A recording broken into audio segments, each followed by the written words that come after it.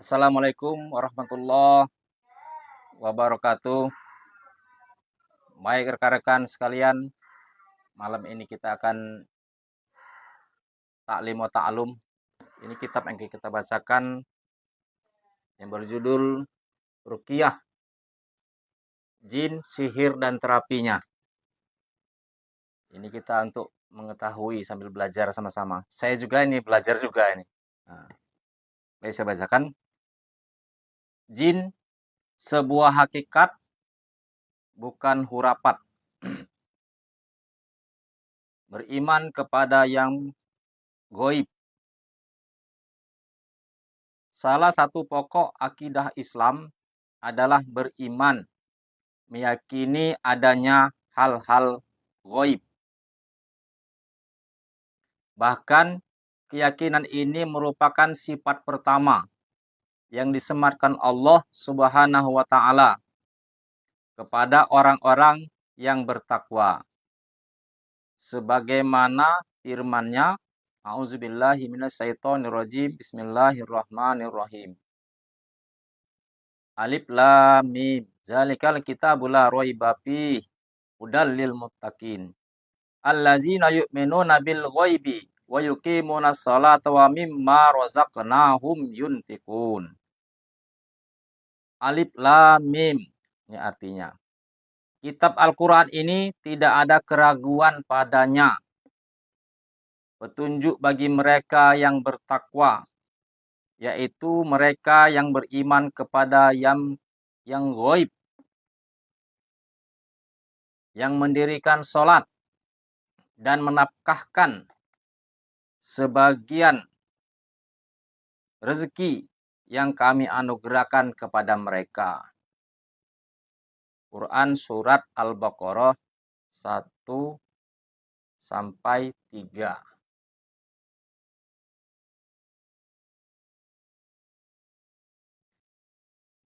Karena itu seorang muslim wajib mengimani hal yang gaib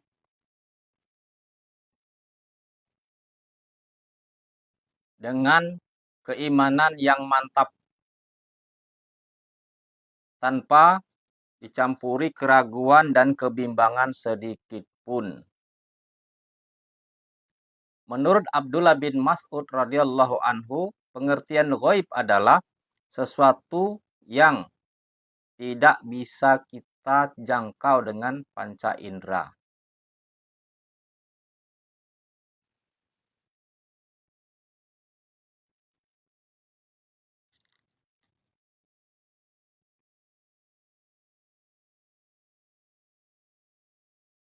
Dan Allah Subhanahu wa Ta'ala serta Rasul-Nya telah memberitahukan perkara gaib ini kepada kita. Dalam hal ini, jin merupakan salah satu makhluk gaib yang harus kita yakini keberadaannya. Sebab banyak sekali dalil menyatakan tentang hal ini, baik dari Al-Quran maupun Al-Hadis. Ini contoh dalil Al-Qurannya, Surat Al-Ahqaf ayat 29, Surat Al-An'am 130, Surat Al-Jin ayat 1, dan Surat Al-Jin ayat 6. Kalau dari hadisnya, Imam Muslim meriwayatkan, kami pernah bersama Rasulullah SAW pada suatu malam. Tiba-tiba kami kehilangan beliau. Maka kami pun bergegas mencari beliau di bukit, lembah, dan pegunungan. Kami berkata, apakah beliau diculik atau dibunuh? Sehingga malam itu pun menjadi malam terburuk yang pernah kami lalui dalam kehidupan kami.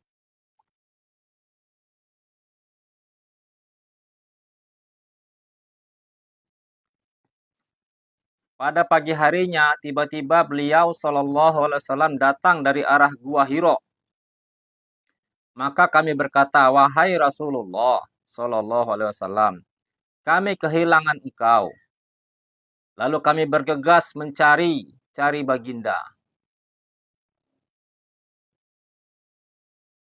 Tetapi kami tidak menemukan. Malam tadi merupakan malam terburuk yang pernah kami lalui. Beliau bersabda, aku didatangi oleh seorang juru dakwah dari bangsa jin. Lalu aku pun berangkat bersamanya untuk membacakan Al-Quran dan teman-temannya. Jadi jinnya juga rame ini, rekan-rekan sekalian. Ibnu Mas'ud melanjutkan ceritanya. Lalu Nabi SAW mengajak kami untuk memperlihatkan bekas-bekas yang ditinggalkan mereka dan bekas cahaya mereka. Jin-jin tersebut juga menanyakan kepada Rasulullah SAW makanan apa yang harus mereka makan. Maka beliau bersabda, makanan kalian adalah tulang binatang yang kalian temukan, dan makanannya ketika menyembelih sesuatu disebutkan nama Allah. Dan itu merupakan makanan yang paling banyak dagingnya serta kotoran binatang. Jadi rekan-rekan sekalian, maka dari hadis ini bahwa Nabi SAW menyatakan kepada para jin itu bahwa tulang binatang merupakan makanan dari para jin dan hewan yang disembelih atas nama Allah. Kemudian kotoran binatang, ini juga makanan daripada jin. Kemudian Rasulullah SAW bersabda, janganlah kamu beristinja. Istinja ini buang air kecil. Di WC umpama biasanya kan.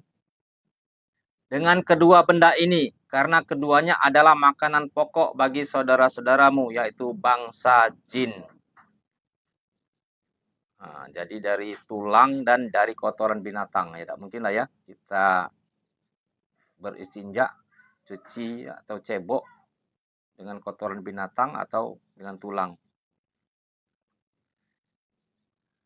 Dari Abu Sa'id Al-Khudri radhiyallahu anhu, dia berkata, Rasulullah SAW pernah bersabda kepadaku, aku perhatikan kamu sangat menyukai kambing dan menggembalakannya di lembah.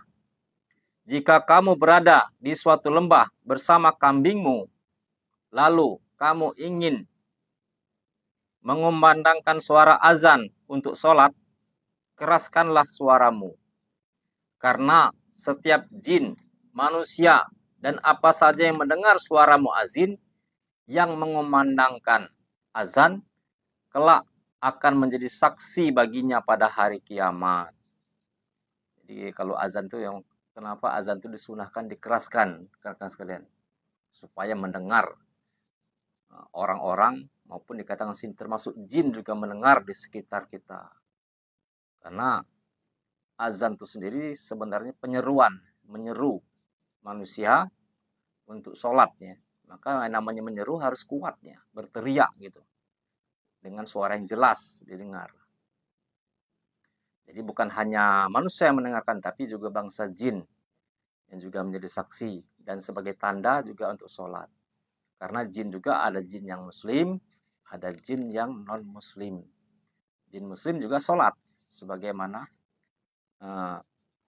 manusia yang beriman pada Allah dan Rasulnya.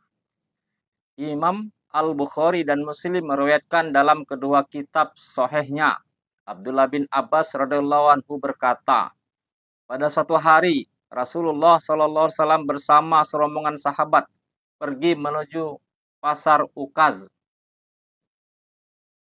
Ketika itu setan-setan merasa terhalang, tidak bisa untuk mendengarkan berita dari langit yang menjadi kebiasaannya.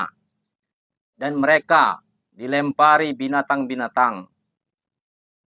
Akhirnya para setan itu kembali kepada kaum mereka. Maka kaum mereka bertanya, ada apa dengan kalian? Mereka menjawab, sesungguhnya kita terhalang untuk mendapatkan berita langit. Dan bintang-bintang juga dilemparkan ke arah kita.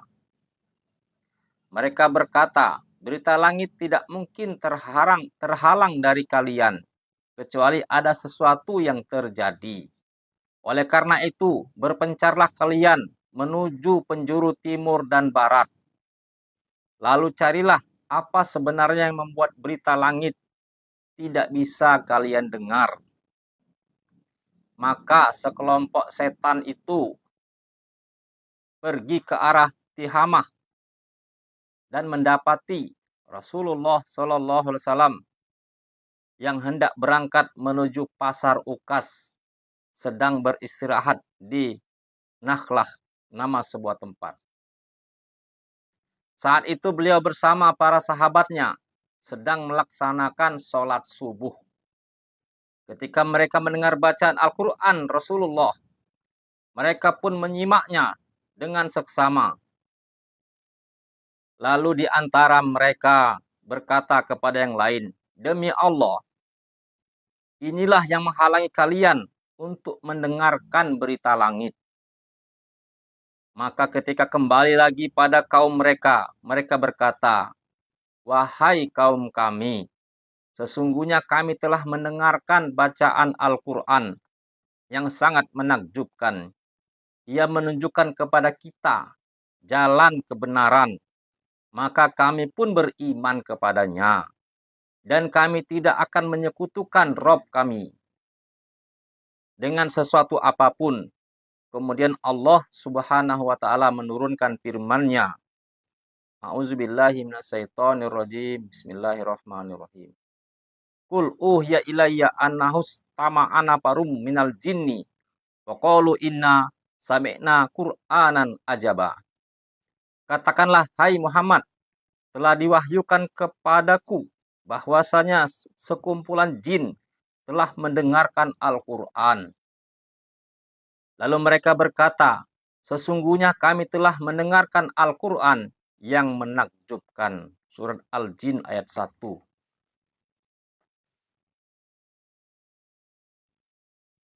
Yang diwahyukan kepada Rasulullah SAW adalah perkataan jin. Sedangkan dalil-dalil yang menunjukkan keberadaan mereka masih banyak. Insya Allah akan kita temukan di sela-sela pembahasan ini. Jadi rekan-rekan sekalian, sebelum Islam itu ada, diturunkan kepada Nabi Muhammad SAW, agama wahyu ini, bahkan sebelum turun surat Al-Fatihah, sebelum sholat 5 waktu, itu dalam riwayatnya bahwa jin dan setan itu bisa mendengarkan informasi-informasi dari langit. Ketika Allah SWT memerintahkan para malaikatnya untuk memutuskan suatu perkara di alam semesta ini, maka jin dan setan itu bisa mencuri dengar dari bawah langit. Karena biasanya malaikat itu sering, apa katanya, istilahnya ngobrol-ngobrol gitu ya. Ngobrol-ngobrol bisa kedengaran gitu oleh para jin itu. Sampai langit yang paling atas lah kira-kira gitu kan. Yang agak sulit kita pahami dalam nalar kita. Saking luasnya alam semesta ini. Namun dari riwayat yang saya pernah baca, bahwa ketika surat Al-Fatihah diturunkan dan menjadi dasar sahnya sholat dalam rokaat dalam sholat kita, surat Al-Fatihah, maka ketika Al-Fatihah sudah diturunkan, maka setan-setannya tidak bisa lagi mencuri dengar dari langit itu. Tadinya bisa, sehingga seolah-olah setannya mengetahui apa-apa yang akan terjadi di alam semesta ini. Maka setan dan jin ini bersekutu dengan manusia, seolah-olah manusia ini mengetahui hal-hal yang gaib. Bersekutu untuk mengetahui hal yang gaib, sehingga mengherankan manusia, kok bisa tahu ya? Karena sudah ada pembisiknya, istilahnya itu, yang bersekutu tadi. Tapi setelah Al-Fatihah diturunkan ke muka bumi ini dan dibacakan dalam sholat, segala macamnya itu, diamalkan oleh para sahabat, maka jin-jin ini tidak bisa lagi mencuri dari langit itu. Berita-berita dari langit. Karena dalam surat ini juga disebutkan, ketika mereka mendekati langit yang paling atas itu, untuk ngopeng lah gitu, untuk mencuri dengar, maka mereka akan ditembaki dengan panah-panah api dan akan membakar mereka. Otomatis mereka tidak bisa lagi mendekati langit itu dan tidak tahu lagi informasi-informasi yang akan datang. Ini ya riwayat yang pernah saya baca. Ini yang mereka jin dan setan keluhkan, nggak bisa lagi. Itu apa tadi.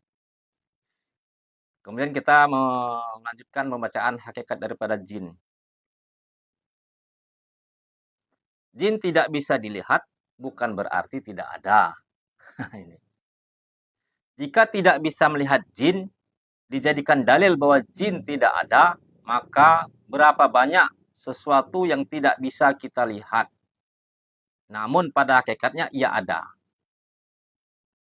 Sebagai contoh, arus listrik tidak bisa kita lihat di kabel listrik, tetapi kita bisa tahu bahwa itu ada melalui bekas-bekasnya.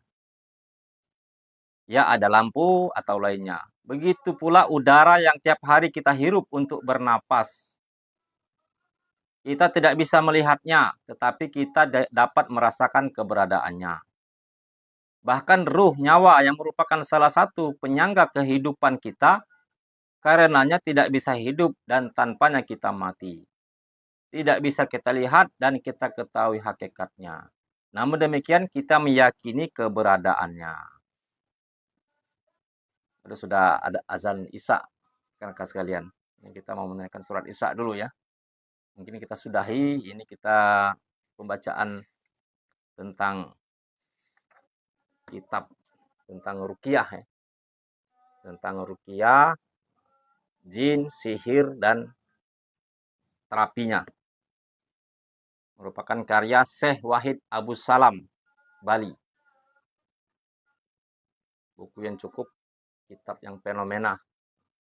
Karena sudah azan Isya, kita mau sholat Isya dulu.